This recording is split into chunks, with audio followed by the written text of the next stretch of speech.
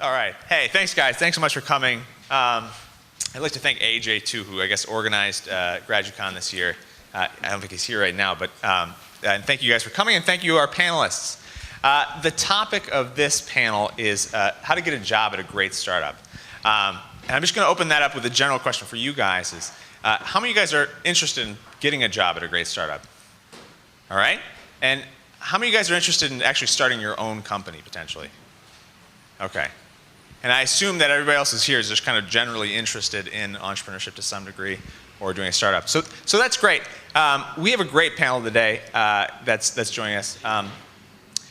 They're all coming from different parts of the university, and what's interesting about this is that when you think about people who are going to be starting a company and coming to graduate school, you might be thinking they'd come from the business school, which is where I work. I'm from the Polsky Center for Entrepreneurship at the business school. We help staff, faculty, anybody who's doing startups really get started or doing entrepreneurship education in general. I would like to introduce our panel here. We have Nancy Martin, who received her master's degree in public policy in 2011. And she is now the founder of Fortify, which is in the global health space, and she'll explain what that is. Next to her, we have Mike Seiler. Mike Seiler was a postdoc and a research associate for the Howard Hughes Medical Center starting in 2007, and now is a co-founder of Arbor Vita Associates, which is in the medical discovery and research space. And then last but not least, we have Corey Shires. Corey was a master's student in the history department, graduating in 2007, and right now has started Scholastica, which is in the academic publishing space online. So without further ado, I'd love to start with just a question of, when people ask you the question of, what do you do, how do you guys answer that?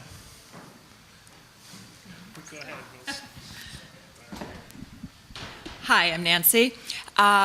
Okay, well, what I do is, right now it's all about fundraising, but my organization called Fortify is really about adding essential nutrients, most importantly iron, to the staple foods that are consumed in the everyday diets of people in the developing world.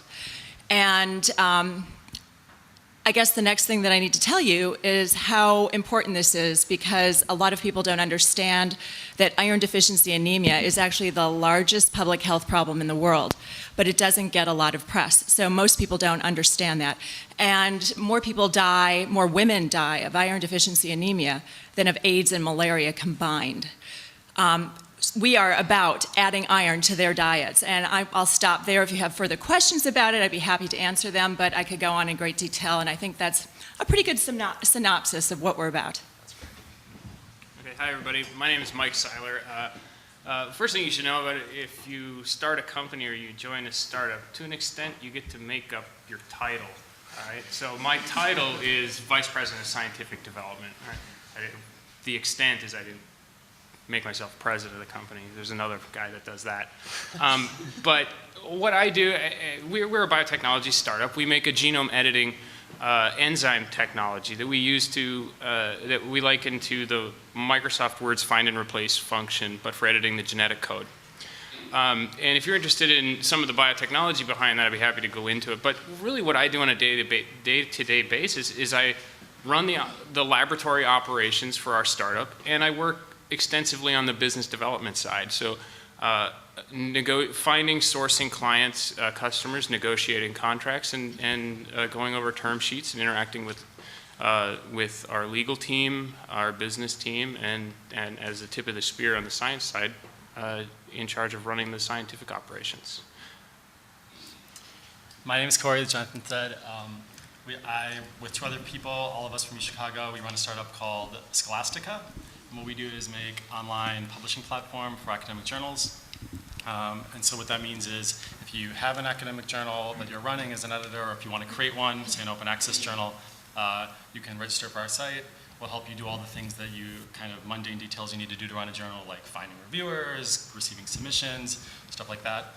So the same way that Tumblr would make it very easy for you to start a blog, this is making it easy for you to start an academic journal.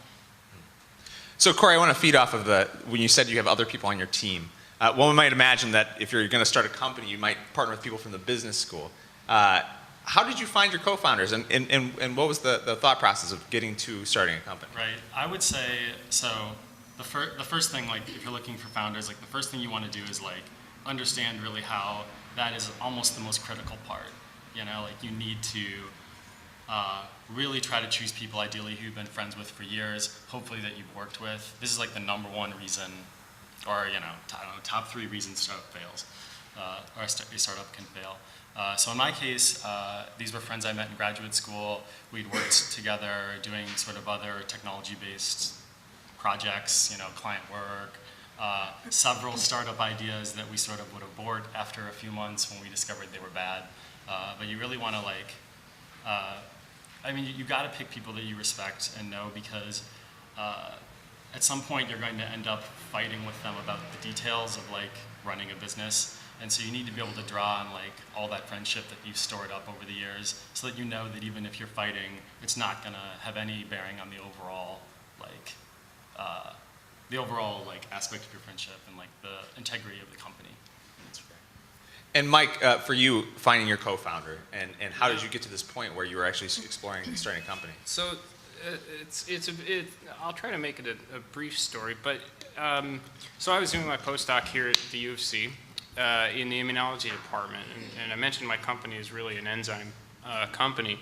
But what happens through the scientific training, if there's life science graduate students here, is you get into some deeply technical things, and you become sort of a switchblade in the laboratory, or a Swiss Army knife. You become very skilled at a significant breadth of different technologies. And my particular PhD training was in molecular biology. I was doing my postdoc in immunology, and using a lot of genetic animal models.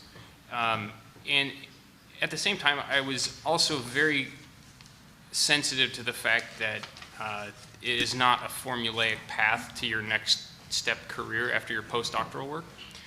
So I was very interested in mitigating the risk of not landing that awesome faculty job by expanding my skill set. And the way I chose to do that was I started a biotechnology association here on campus. And it's comprised of graduate students and postdocs. Anybody that's interested can join. Really, Dan's in charge of it now, I think. He's in the front row. It was built as a resource for people to get tangible skills that build upon what you're very good at in your deep technical training, interacting with business professionals. And by way of introducing that, I found Jonathan at the Polsky Center, became connected with him, and he passed my name to an MBA student that had this Arbor Vita Associates company idea based on his uncle's technology, but didn't really know the science side. Jonathan thought it would be a good idea for me to have coffee with him, so I did. This was 2 years ago now. And began pitching what might this company look like if we were to start it. And we fleshed out what would be a good business model, and John, the president of the company, went back and said, okay, well, maybe I can do some diligence on the market, and he did what he does as his MBA training has taught him. And a few months later, he came back and said, I've really rethought this and fleshed out some of the initial questions that we had in our first discussion. And it was on the impetus of that we decided, okay, well, we can make a go at this. Let's put, if we're really serious, let's put it into the New Venture Challenge business plan competition. Let's write a plan around it. Let's strategize how you would build a business if you were to do it. So we did it dry. We wrote a business plan, entered it in the competition, had it vetted by a bunch of professionals that were life science entrepreneurs, and got an essential amount of feedback, and ended up raising enough money on the heels of we finished second in that competition last year. Raised enough money to hire me full time. I quit my job at the U of C and started this company. And so that's how I got involved. And it was really through maximizing and leveraging the various interactions that are available to the graduate student and postdoc community here on campus. That's great. And so Nancy, you have a bit of a longer background in terms of more experience in business, and then decided to go to the Harris School. So kind of tell us how you evolved to getting to the point where you started your company. Okay, well, I'm probably the oldest in the room too, so that will give you some idea of my experience. I had mostly private sector experience, but stayed home with raising children for a while, and knew that when I left the private sector, I really wanted to go back into some kind of work that was more satisfying personally. And I think a lot of people kind of go through this in their work life, but I was doing marketing consulting when I left the workplace, and I always felt like, well, gee, do I really want to spend my life helping a company that's, providing financial services to somebody raise more money? It wasn't really a good fit for me. I had a government background. I went to Harvard, graduated with a government degree and an interest and kind of a lifelong passion in international relations. And so I decided that after having been a mother and having done all of sort of the not-for-profit work as a stay-at-home mom, that I really wanted to focus on global health issues. That was meaningful to me. And so I applied to the Harris School with the intent of finishing and working somewhere in the global health sector. What I didn't know is that I was going to become a social entrepreneur. And it really happened, it evolved because of the kind of research that I was doing. And I guess the key pieces here is that, well, first of all, I could be on that not-for-profit panel too, because I am running a not-for-profit. But it's really important, I think, for people that are interested in kind of the doing good kind of career to be very focused on what interests you specifically and what difference you can make. I mean, I think everybody feels like they want to do something to save the world, but it's a really daunting thing to think about. And so maybe it's because of age and experience, I knew that if I wanted to work in this field, I had to be very narrow. And so I started looking at research. I was looking at maternal mortality rates and how those rates had not been coming down, even though a lot of good was being thrown at children and other areas in the developing world. Women were still dying in childbirth. And what I discovered after all of the research that I did, and I devoted one course for a full year to just doing independent work, that women were dying of iron deficiency more than anything else. And at the end, and then I started asking the questions, the natural things that we do. We learn to be analytical at this school, and like, why isn't something being done? What could be done about it? And discovered that almost nothing was being done about it. That women are marginalized in the developing world, and that there are very few interventions or nutritional programs that really look at iron, first of all, and secondly, look at women and iron. And so that's where it all started. And when I finished doing this research and I did a public presentation on it, I got a lot of positive feedback from people, and it was really about that momentum that kept me moving. And everybody said, you're onto something, just keep going, keep going, keep going. And so after I graduated, I spent some time kind of mulling around the idea of a real job versus starting this thing, and decided that I was going to go for it. And I then got involved with the Polsky Center. I applied for the Social New Venture Challenge program, the sister program to the NVC, and assembled a team of business school students and policy students, two of which were former Peace Corps people. And their experience really helped define our business plan, as you would call it, and the organization continued to evolve. We ended up also as bridesmaids, the second place winners, but behind a really credible, great company that was already doing business and had sales, so we felt very proud of what we did. And after that, have continued to move towards implementation. So I think that, rather than bore you with the details of how we did it, I think knowing how I got to that point is kind of valuable if you're thinking about doing something like this. So I really love the fact that you heard the story of how she got to the problem she was trying to solve. And Corey actually has a really interesting story related to that, I think, is how do you get to the really good idea? Because you started with team. Can you tell how that story came to how you got this disrupting concept? Like I said, we were sort of toying with ideas kind of all across the gamut. So, for example, one of the ideas was we thought, oh, well, daycares need software to manage enrollment and student lists and stuff. So, I spent some time going around to daycares in Chicago and talking to daycare directors, because, I've had a sense that their software was terrible, having looked at it, but talking to them, they didn't seem to think it was that bad. So we're like, all right, that's gone. you know? And then we would go to another idea. For example, we made something that scraped a bunch of foreclosure data from all these different law firms and compiled it into one place where like we can sell that to realtors, right? It's like, oh, well, that didn't really, so it's like the idea is, you're trying all these different things, you're talking to customers a lot, trying to get feedback as quickly as possible so that you can identify the bad ideas and move on right away. And I think how we started working on academic publishing was Rob, one of the other founders, had some experience working with academic journals, and he knew that the software they were using was terrible. So we were like, okay, well, we can make some software that will help with peer review. Just a kind of very specific, narrow problem, not a huge market. But you could, unlike the other ideas, like as you were talking to people, you're like, okay, we're onto something. You can tell the difference right away. And then you really know you have a good idea is as you continue to explore the market, and like, so we're looking more broadly at academic publishing and what's going on.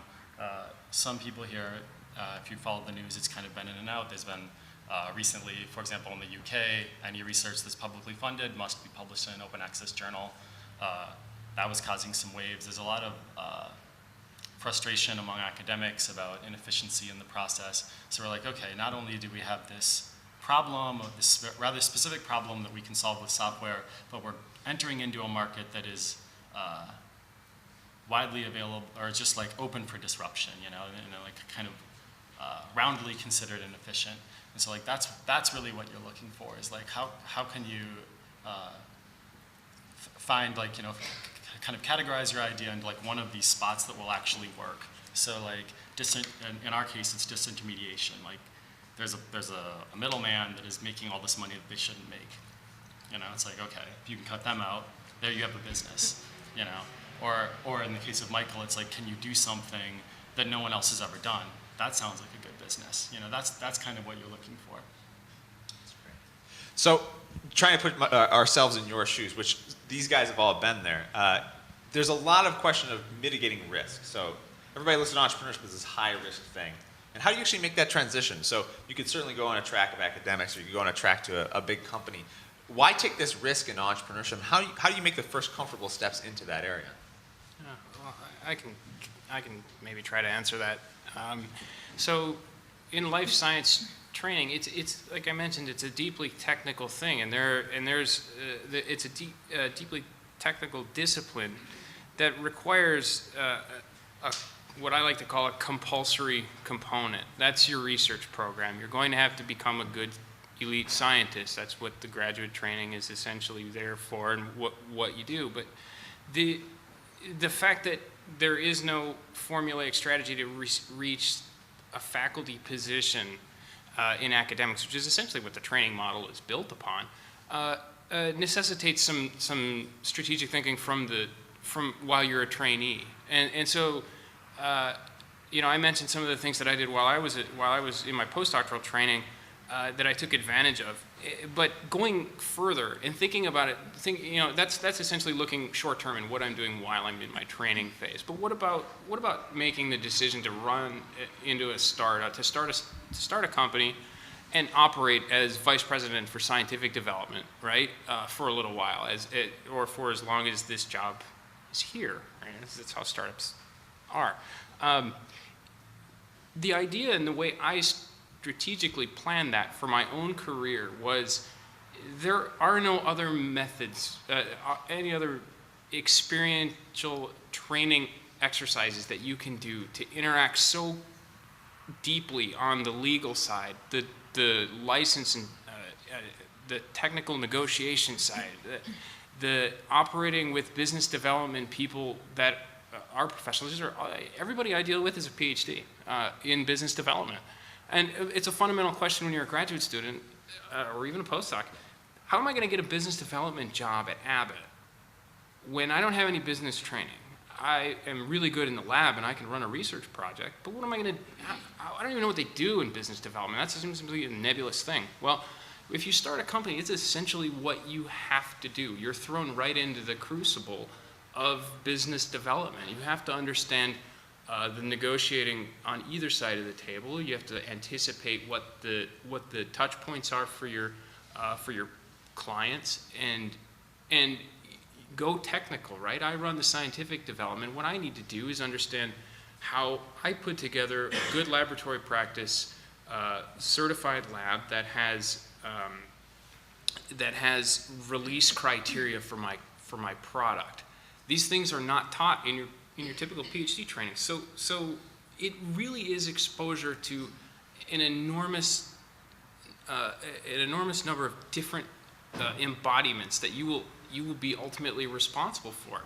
And the risk mitigation, I think, that Jonathan's referring to is I run this for 3 years. Now I have an executive level experience running a company. I'm going to make a lot of mistakes in the next year. But I'm going to know and I'm going to learn from those mistakes. And that value and that experience is so incredibly valuable when you go on the open market, because there is very few other avenues you can approach where you would learn that stuff. So that's what really drew me to this, is just in the practical sense, learning things that there's no way I could ever learn how to do through a formulaic training model. Yes, what do you say? Let's see, risk. I think everybody has a different gut for risk, and I think you need to just understand how you feel about taking a leap with a concept, a product, a service that you feel strongly about. And again, I think we are worlds apart in what we do, but I think knowing what you're about to embark on as well as you can possibly know it is going to be really critical, because it's going to tie into your self-confidence and your ability to raise money and your ability to grow your company. So you can't go into it half-hearted. You have to really leap into this giant pool and feel that you're doing the right thing for you and the people that you're pulling with you. And if you don't have that level of confidence in what you're doing, you probably shouldn't do it. That's about it. Yeah, I would say the best way that you can, mitigate that risk is to, like I said, try to figure out anytime you're starting a venture, and that could even be like, let's say you want to, when you say get a job at a startup, like you could get a job at Groupon. That's not, that's not like that different from getting a job anywhere else. I don't feel like that's a risk. But if you're going to like approach someone like, I don't know, like me, or like probably the other people on this panel, like they might not have a lot of money to pay you. The terms might involve equity, which could be worthless, So it's like, how much of that risk are you comfortable with? And there's like, basically what you want to try to do is be like, get a sense as soon as possible if you pick the wrong horse, right? And then do something else. And that applies like if you're running the business yourself, or if you're trying to get a job with an early stage startup. It's like, man, just like you said, go all in. I would actually kind of give the opposite advice, which is like dip your toe in, and if the water doesn't feel nice, find another pool. Yeah. That's probably really good advice if you're not running the thing. But if you're in charge, you better be going all in, or otherwise you're not going to have anybody with you. Like if it's your own venture, I would try to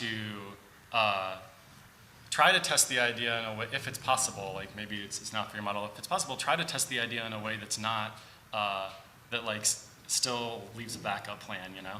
So like don't quit your day job if you don't have to until you are pretty sure you're onto something strong. So I'd love to open this up to questions that you guys have. I have a couple more that if you guys have anything off the top of your head, but certainly, please, if you have a show of hands, please let me know if you have a question for the panel. Not yet. You have one? Yeah, I'll come to you.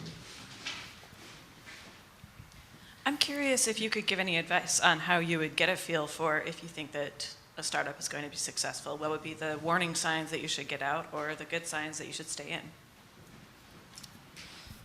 I could start. If you want to look for some kind of quantifiable metric, right? So that could be like revenue is an obvious one, right? But it could be something else. Like revenue isn't always what it is. Like if your startup is like sharing cat pictures online, maybe hundreds of thousands of users is a metric for success, and you can say, okay, well they're onto something good. Yeah, that's what I would do. And the other thing is like, if you have any reservations about the people who are running the startup, that is probably a good reason to get out. You need to like feel like, you need to feel like they're at least on your level, and hopefully inspiring somehow. What I would add to that is very similar to, I can draw a lot of parallels to my training in the laboratory, in that when you don't know something, you look for resources that will help you answer those questions. And so what I did in really that first meeting I described with the now president of my company, is I said, here are the pivotal questions that we need to answer. And we saw that the new venture challenge, the business plan competition, is essentially an exercise in vetting a company idea. And there is no better process to do that than putting it through and having eyeballs just that are skilled and have looked at hundreds of business plans, have seen lots of companies come and go, and are able to evaluate the strengths and weaknesses and tell you. And if it comes out on the back end that a lot of people have looked at this and this is a strong thing, and you exert your own personal expertise in the subject matter, and you can say all of this is in line and the business strategy looks sound, then you can manage that risk a bit in terms of whether or not you think it's going to work, and then you just run a lot of stop signs after that. There's going to be a million reasons why you should get out of a startup in the first 6 weeks. But you have to understand that there were elements at the beginning, the skeleton, if you will, of why you saw this as a valuable thing and why other people would see it as a valuable thing, and you have to rest on those things while you flesh out the rest of the company, and that's, I think, the leap of faith part. But you build it with the quiet confidence that you've held it to a standard, and in some way, if it's a business plan competition or if it's just talking to investors. Polsky Center can link you with tons of people that are in venture capital and say, and you can have a conversation with them, have coffee with somebody who invests in life science companies or digital companies or tech companies, and say, this is the idea, and I don't know where it stands, but I'm just interested in where you think this falls on the spectrum. That conversation serves two purposes. First, they can either say it's a terrible idea, run. Okay, you get that advice. Or two, they could say, this is really interesting. You know who else you should talk to? And then you have 5 more people you should talk to, and those are going to be your valuable network as you branch out, because networking is a huge part of everything you're going to do in your professional career. So that's how I would approach it. Another question? Great. All right, so I'm a graduate student here in the Biological Sciences Division, and so I'm not really interested in necessarily starting a company, but I am interested in working for startups. And so I'm interested in knowing, when you hire like a senior scientist, what are you looking for, and how does that differ from sort of what you would look for in academic jobs? Is there anything you can do during your graduate education to make yourself desirable to a startup? Yeah. It'll I'll answer this one because Oh, you guys are hiring. But I'm in that position constantly, and what you're looking for is you're almost looking for logistics experts. In science, a senior scientist level position at a startup, you're going to have to understand the basic molecular biology, and you come out of a place like this, you can really check that box already on the applicant, right? This person's already going to have the chops scientifically. The next question is, can they handle this laboratory when I'm not here and I have to be on a business development call or have to be somewhere else? Are they going to feel independent? And really these are things you can train for by getting involved with organizations and maybe learn some of the business language through interacting with the cross-disciplinary opportunities you can find on campus. But really, what I'm looking for in an interview like that is somebody that just convinces me that if there's a problem that comes up, they're going to handle it, and they're comfortable with the ambiguity of not knowing what the question is going to be until they're sitting on top of the question, and then they're comfortable with being able to handle it. And to that respect, my senior scientist, and we're a company, I have basically the president of the company, myself, and I have an intern. I don't know if I told you this, I got an intern. And I'm very comfortable leaving my intern independent in the lab because she's proven to me that she can do it, and she's a master's student and she's fantastic. And she's free, which is also a thing you'll look for when you're looking for startups. But I need to hire a senior scientist in the next 6 months, right? And so I'm going to approach this exactly the same way. I'm going to look for somebody who's comfortable there, who will know what we're talking about when we say, we have a client and they're going to have a term sheet that's going to have some stipulations on it. We need to meet these things, and we need to respect confidentiality and good laboratory practices. It doesn't mean you have to know every aspect of good laboratory practice. It just means that you need to know that there is going to be a sensitive number of issues that will require your attention while in the lab. And so it's really just convincing somebody that's in my position of hiring a senior scientist that I'm not going to be thrown by these challenges. And I realize from my science training, but I also am aware of the breadth of things that you're trying to accomplish on the business side. And again, you can talk to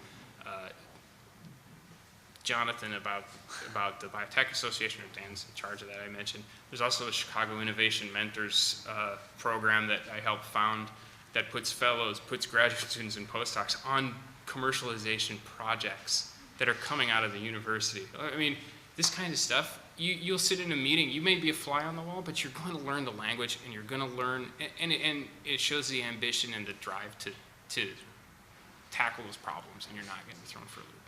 Yeah, there are a lot of great resources that we can certainly direct you guys to. And I'll leave my card too. If anybody wants to know, I'm happy to put you in touch with the right people too. Absolutely. But Corey, Nancy, if you guys are going to hire someone to add to your team, or when you get to that point where you're doing that, what are the skills that you're looking for in not just quality of type of person, but the real skills too, and what they could potentially develop to get to that point?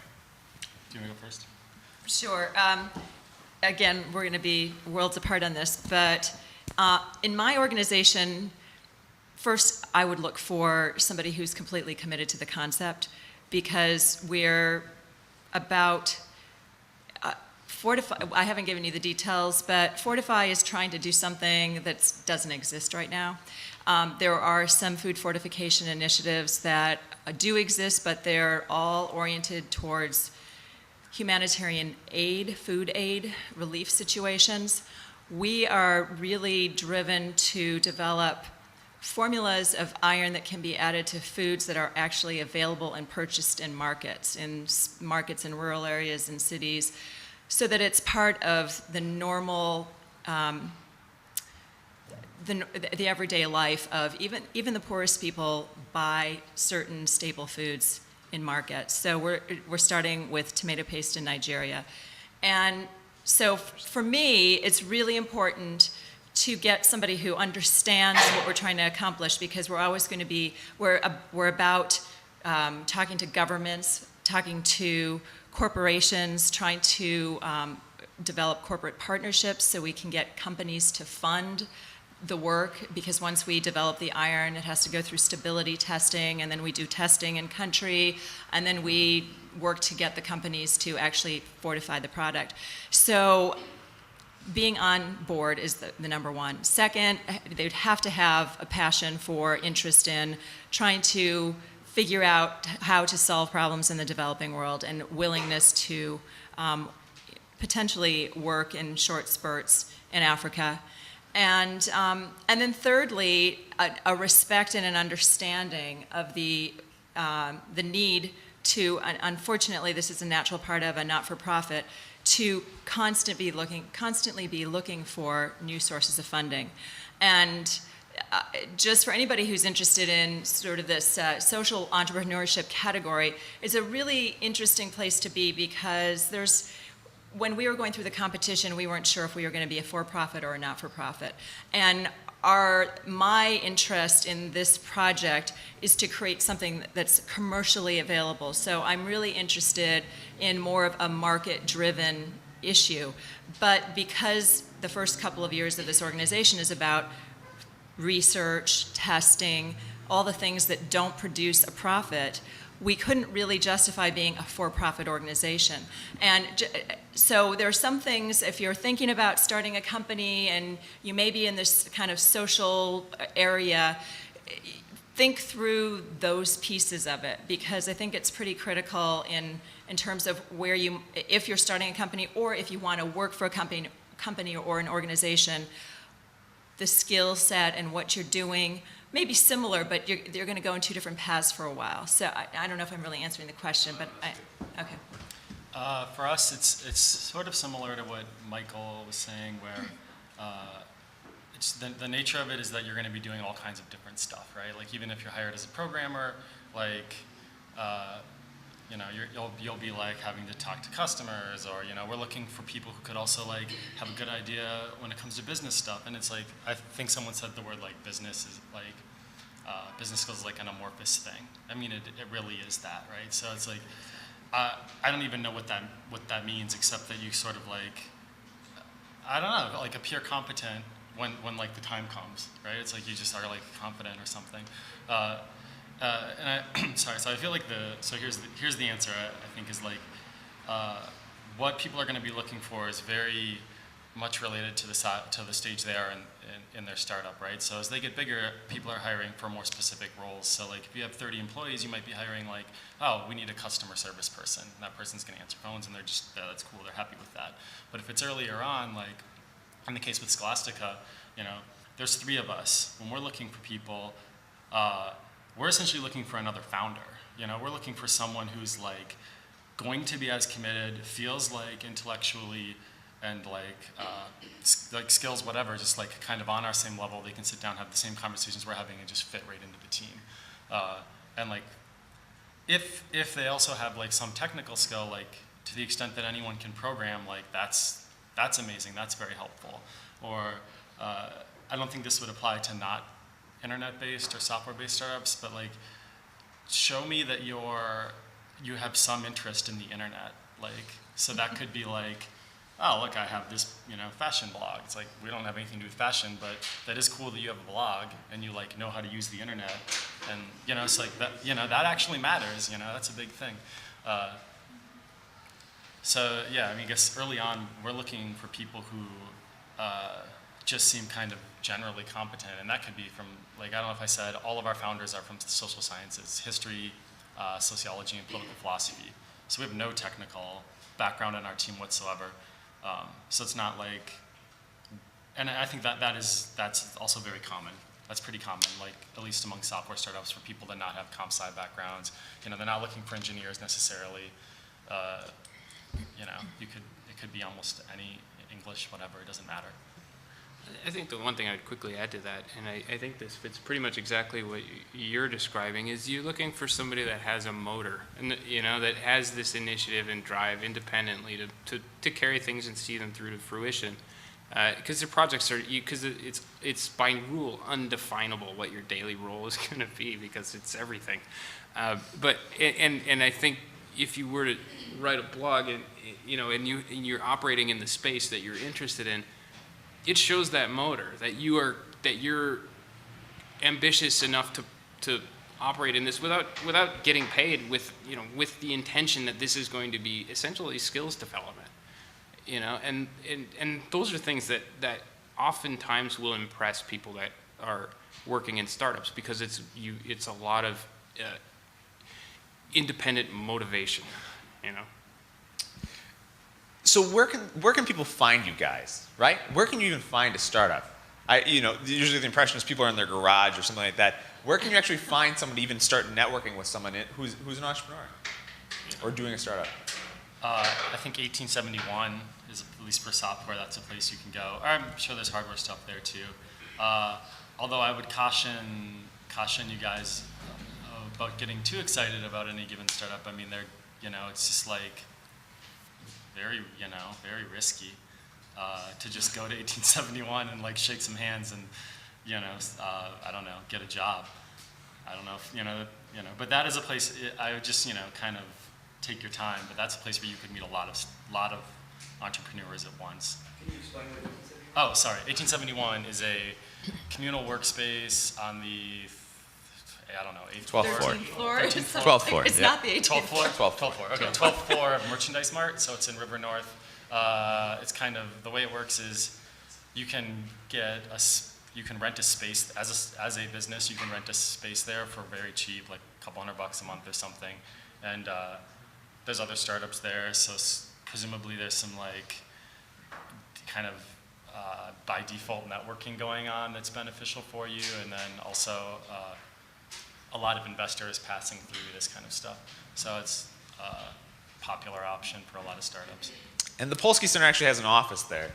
So if there was enough interest, we can certainly invite you guys, and there's different events that go on. So they hold a lot of workshops and places like that, or little events like that where you can meet someone who's doing interesting stuff. So certainly use the Polsky Center as a resource to connect you. And there's also, Built in Chicago, Yeah, so- another website. Yeah, write this down if you're in life sciences, even if you're in just high tech.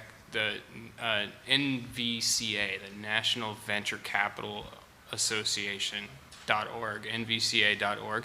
They have a career, like a job search portal that is essentially every venture, most of the venture-backed companies. Those are the ones that have money, right? You want to go to those if you're looking for a job, because it really helps. They list all the potential jobs. You'll never find these on Monster because they're not going to, because those people aren't going to pay, the fees to post a job on a big job board. But go to nvca.org and you can look through all the portfolio companies of the venture firms that are hiring and what specific positions they're hiring. That's an excellent place to start, and it's national. So you're going to see a lot of them in San Francisco, a lot of them in Boston, some of them in Chicago. We wish there was more. We'll try, but that's an exceptional resource to find them. And then talk to Jonathan at the Polsky Center. Could I just add one Yep. thing to that? I would just add a word of caution. I think that entrepreneurism and startups and all these words are out there, and it seems like a really glamorous thing to do now. We hear about the Facebooks and the Groupons, but essentially starting any kind of organization or company is a lot of hard work, and there's not a lot of glamour in it. And a lot of the people that might be hanging out at 1871 are barely buying that cup of coffee that they're buying to hang out there. So it's about not having a lot of money. It's about working long hours. And I mean, I struggle with the issues as a totally different kind of person because I have kids and I have other responsibilities and I have some fallback. But just be realistic about what you want to do and be really analyze what it is that's going to make you happy first. Like, just don't go down this path unless you think that you are happy being kind of on your own. Even if you're working for a startup, it is a lot about being independent and running your own show. And it's not always about hanging out and telling jokes and having fun. So just think about what makes you happiest when you're working, because you might be happier not working in a startup. Just think about that. Another question from you guys? I actually have a better answer to the last question. Good, go for it. So yeah, there's 1871, that's good. A better idea would be to try to, I was going to say ingratiate, I don't know, try to become a part of there's like a scene, I guess, for lack of a better word, a startup scene in Chicago. So you can go to Entrepreneurs Unplugged, for example. It's like a monthly talk where some entrepreneur, it's kind of a big deal. Or Technori, startups pitch there. What was the other one I was thinking of? Lean Startup Circle, professional meetup groups. And what these things will do is you'll meet people, that's good. There's a high likelihood that a startup will be talking there for this or that reason, maybe on product development or whatever it is they're working on. And they will end their presentation with and we're looking for, that happens all the time. But then even more so, you will get a sense for what startups in this city are doing well. And they're at that right stage where they're they just stopped being 5 friends and they maybe raised some VC money. It's okay, well, if someone just raised $6 million, you can be pretty damn sure they're hiring, soon. So so for example, Trunk Club or who else is doing well? Power to Switch. There's these Chicago startups that are Spot Hero. They're these companies are hiring, and you will know that if you're part of the startup scene. I highly recommend you guys come to the Polsky Center. It's a resource for the entire university. And so if you actually go to entrepreneurship.uchicago.edu, there's a calendar on there, there's a blog that really is giving you live information of different events that are happening here on campus and also in Chicago. We also have an event called Thirsty Thursdays, which are from 4 to 5:30 at the Polsky Center. You just come and talk with staff and meet people, and they'll give you a lot of these pieces of advice of where you can go to either find companies or work on starting your own. So with that being said, I'd love to thank the panel here, guys. Thanks so much for coming, and thank you guys.